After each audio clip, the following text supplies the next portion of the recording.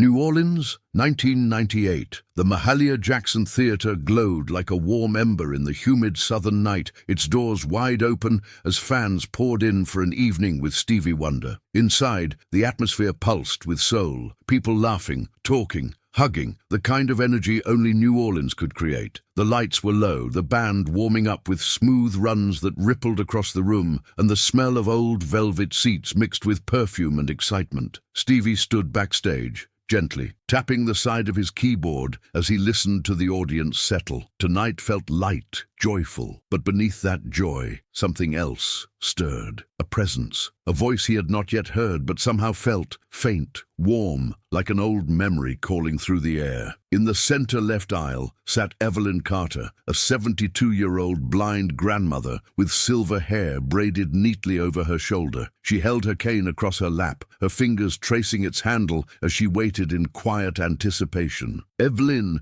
had been blind since her early 30s, but she never stopped singing. Gospel, jazz, blues. She sang in her kitchen, in her church choir, in the small community center where she volunteered. Her grandchildren had surprised her with tickets, telling her she deserved one night to listen to the man whose music had carried her through decades of heartbreak and healing. She smiled softly as the theater buzzed around her. "Lord, I thank you," she whispered under her breath. "Just to be in the room is enough." Little did she know she was about to become the room. When Stevie stepped onto the stage to explosive applause, Evelyn felt every vibration rush up through her feet and into her chest. She lifted her face toward the sound, her eyes clouded but glowing with joy. Stevie moved smoothly through his set, filling the theater with warmth. But midway through his third song, he stopped. His hands froze above the keys, his head tilted, listening to something no one else could hear. The band faded out, the crowd hushed. Stevie pointed toward the middle aisle, his voice low and gentle as it echoed across the room. "There's someone out there with a song in her heart," he said. "I can feel her." Gasps swept through the theater. Evelyn's family turned to her, eyes wide, hands covering their mouths. Evelyn clutched her cane. "Oh, Lord," she whispered. Stevie smiled toward her direction. "Grandma," he said softly, "come sing with me." And the entire theater erupted into stunned, trembling silence. Evelyn froze, her breath catching in her throat as though her entire body had forgotten how to move. Her grandchildren stared at her, eyes wide, mouths trembling with disbelief. "Grandma, he means you," whispered her eldest granddaughter, her voice cracking under the weight of the moment. Evelyn's trembling hands slid along her cane as she tried to stand, but her legs wavered beneath her. The usher nearest them rushed forward gently. "Ma'am, may I help you?" he asked softly. Evelyn nodded, swallowing hard. "Please," she whispered. The crowd parted instinctively, a wave of reverent silence clearing the path for her, as though the entire audience suddenly understood they were witnessing something sacred. Every face softened,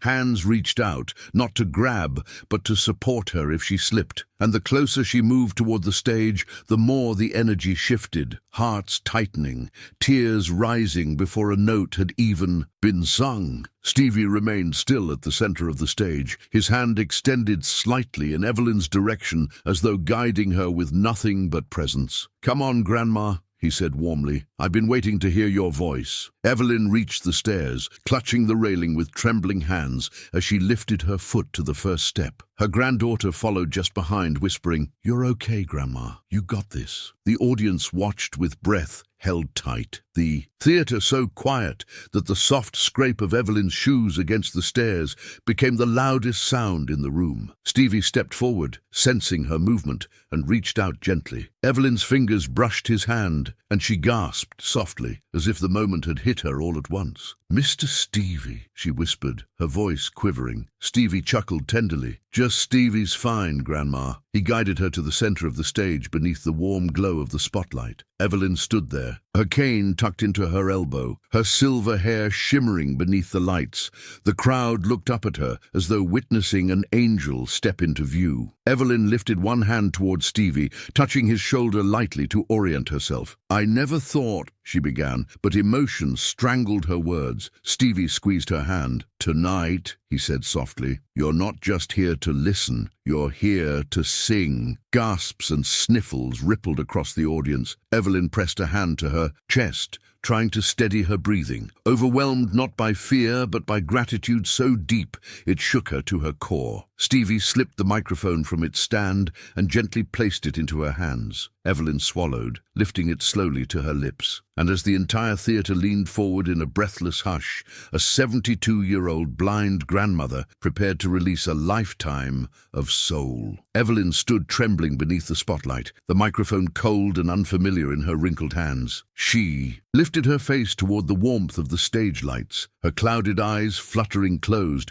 as she tried to steady her breath. The theatre had fallen into a silence so deep it felt like the air itself was holding her. Behind her, Stevie waited with a gentle patience. No pressure, no rush, just quiet encouragement radiating from him like a soft glow. "Take your time, Grandma," he whispered, his voice dripping with tenderness. "We're right here with you." Evelyn exhaled shakily as tears slipped down her cheeks. Her body felt small on that massive stage, but the moment felt larger than anything she'd lived before. She pressed a hand to her chest, whispering, "Lord, guide me." The audience leaned forward in unified anticipation, each person sensing the gravity of what was about to unfold. Some clasped their hands together, others covered their mouths, some already wiping tears they hadn't meant to shed. Evelyn adjusted her grip on the microphone. Her fingers trembled, but her spirit steadied. She inhaled one more time, deep and slow, drawing strength from every decade she had lived, every hardship she had endured, every hymn she had ever sung in the quiet of her kitchen when grief or joy swelled too strong in her heart. And then, softly, tentatively, she opened her mouth. The first sound that escaped her was barely a note, more like the whisper of a melody searching for its shape. It floated into the air like a feather, fragile and trembling. The entire theatre gasped. Tears instantly welled in countless eyes. Stevie closed his with a smile, soaking in the purity of that first breath of song. Encouraged by the reaction, Evelyn steadied herself. She lifted her chin just a little higher, her fingers relaxed around the microphone, and then she released a real note, fuller, warmer, rich with age and life and soul. It wasn't loud, it wasn't polished, it cracked at the top, wavered at the edges, but it was beautiful, achingly, heartbreakingly beautiful. The audience broke. A woman in the front row covered her face and sobbed openly. A man further back pressed a shaking hand to his chest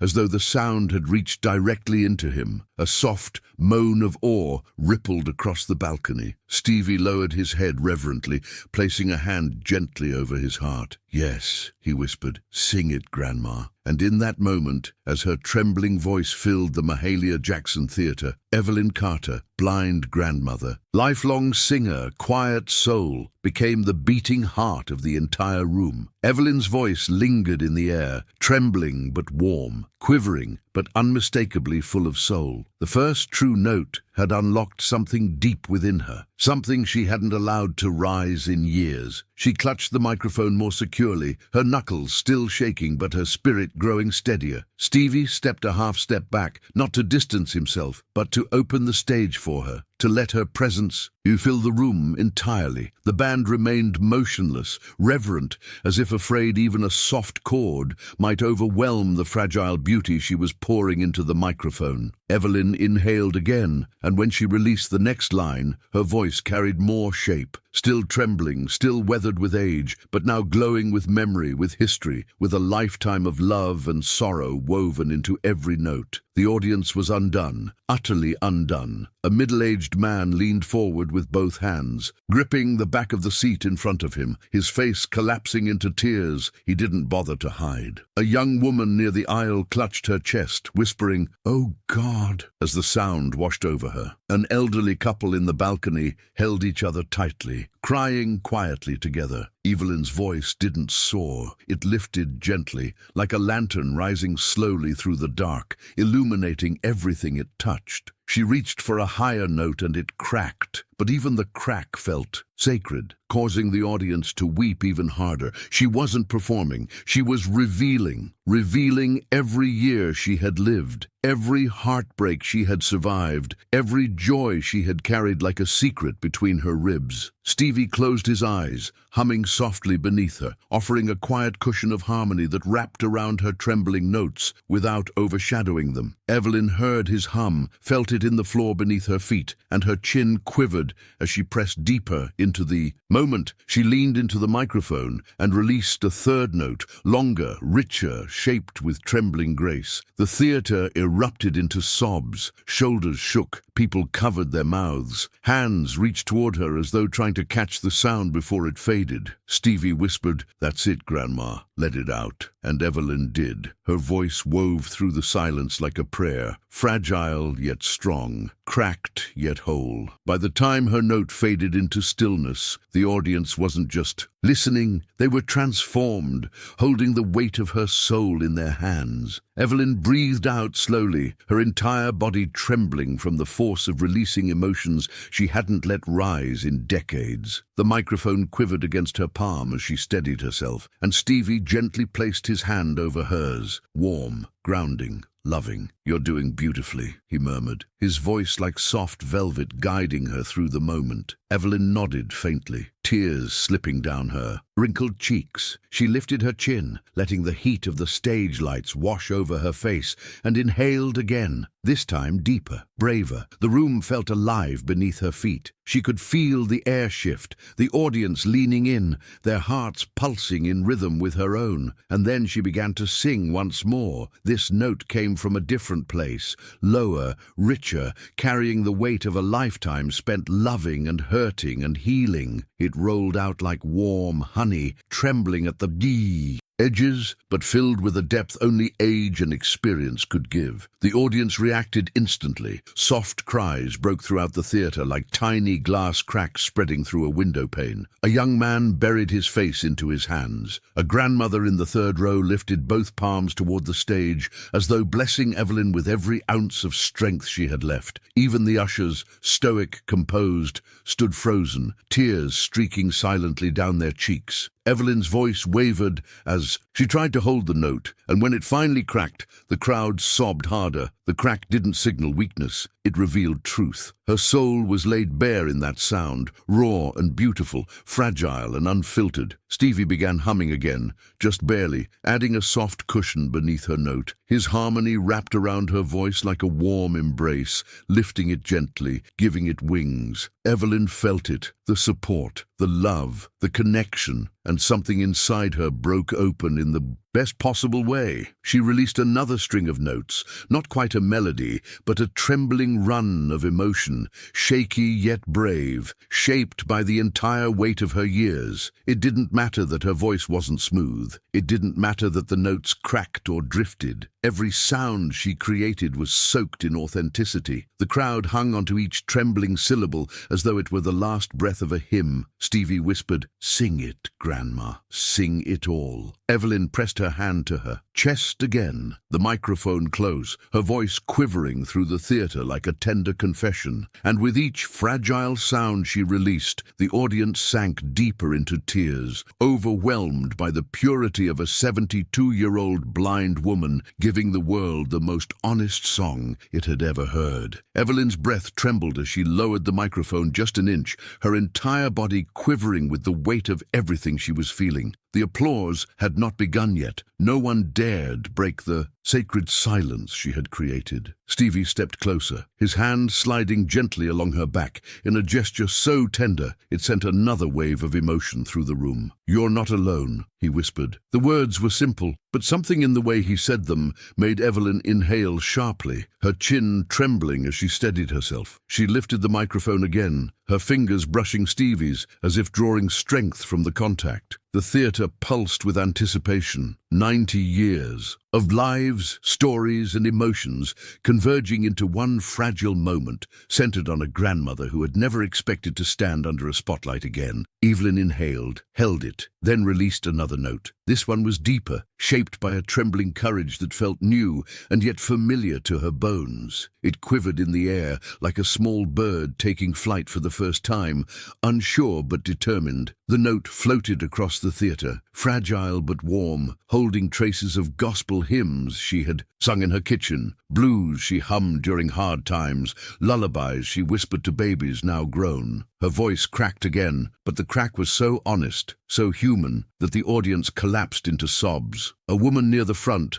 leaned forward, clutching her knees as she wept. A middle-aged man covered his mouth, his chest heaving. Even the musicians backstage stood motionless, heads bowed, absorbing every trembling second. Evelyn felt their energy, felt their hearts reaching toward her, and she held the note as long as her aging lungs allowed. When her breath finally gave out, the note dissolved into a soft whisper. The silence that followed was thick, holy, almost too heavy to hold. Evelyn lowered her head, overwhelmed, her silver hair slipping forward like a curtain. Stevie stepped behind her and wrapped an arm around her shoulders, pulling her into a gentle embrace as the spotlight softened into a golden halo around them. Her cane clattered quietly against the stage floor, but she didn't notice. She only felt Stevie's warmth, his steady breathing, and the electricity of thousands of people clinging to her moment. "Grandma," Stevie whispered into the mic, "this is your stage tonight." The audience broke. Cries echoed from wall to wall. Tears shone like tiny lights in the darkness. And Evelyn Carter, blind, trembling, 72 years old, stood at the center of it all, as though she had just poured her entire soul into the world. Evelyn lifted her head. Slowly, her face wet with tears, her chest rising and falling in heavy trembling breaths. She still held the microphone loosely, as though afraid the moment might slip through her fingers if she gripped it too tightly. Stevie kept his arm around her shoulders, steadying her with a warmth that felt like pure love pouring from one soul into another. The audience remained frozen, no shuffling, no whispers, not even a cough disturbing the stillness. It was as if the entire theater had become a single heartbeat, waiting for Evelyn's next breath. She inhaled shakily, then brought the microphone close once more. Her lips parted, and a new sound emerged. Not strong, not polished, but soft and trembling, shaped by a lifetime of stories. This time, she didn't sing a note. She spoke. "Thank you, Lord," she whispered into the mic, her voice quivering with gratitude so deep it made the room crumble. The audience immediately burst into fresh tears. Stevie bowed his head beside her,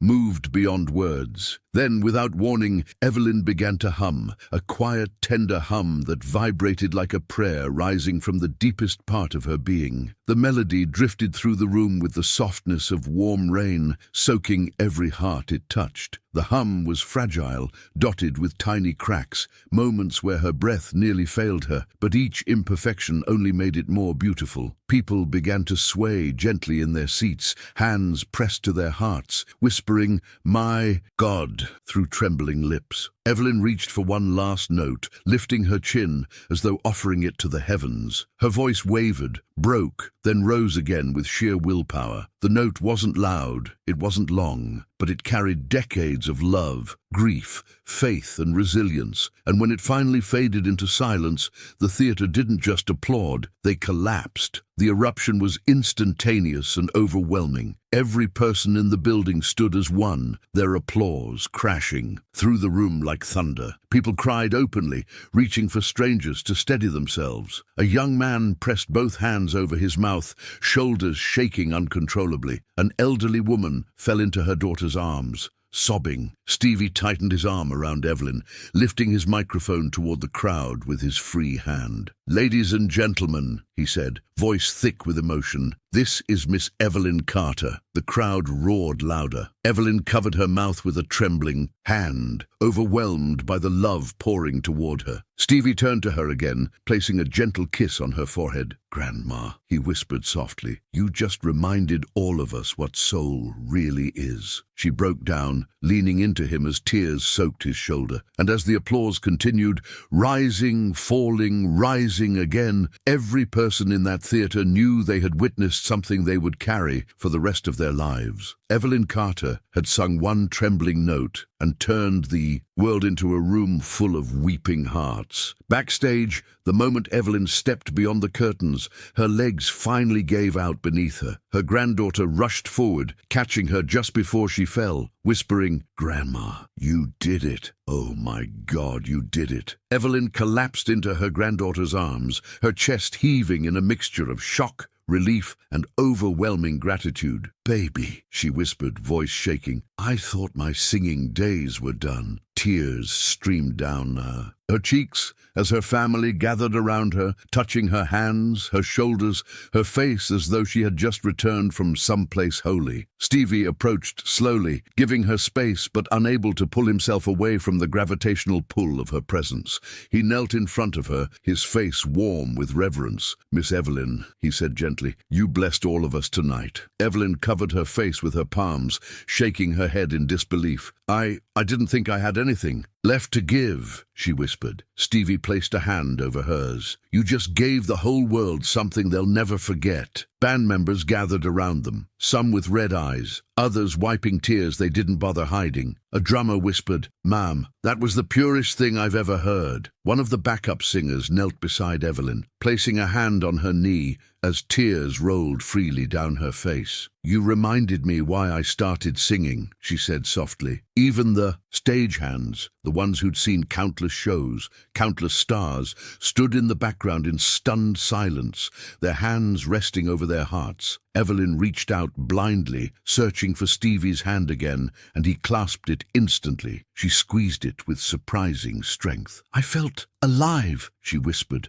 her voice breaking. Stevie smiled. "You weren't just alive," he said. "You were shining." Evelyn let out a trembling sob, overwhelmed by a flood of emotions too big for words. Her family gently lifted her onto a small backstage bench, surrounding her like a protective circle. She leaned back, closing her eyes, as tears continued streaming down her face. "I just wanted to hear him sing," she murmured. "I never thought I'd be the one singing." Stevie touched her shoulder once more. "Sometimes," he said softly, "the universe chooses its moments." Evelyn nodded slowly, breathing deeply as the distant roar of the audience still thundered through the walls. They were still applauding, still crying, still calling her name. Stevie stood, giving her one final tender touch to her hands. "Rest now, Grandma," he whispered. "Your song reached every soul in that room." Evelyn smiled faintly, her lips trembling. "I ain't never felt so loved," she said. And as Stevie walked back toward the stage, the applause swelled again, because everyone in that theater understood they had just witnessed something holy. A blind grandmother had sung from the deepest part of her soul,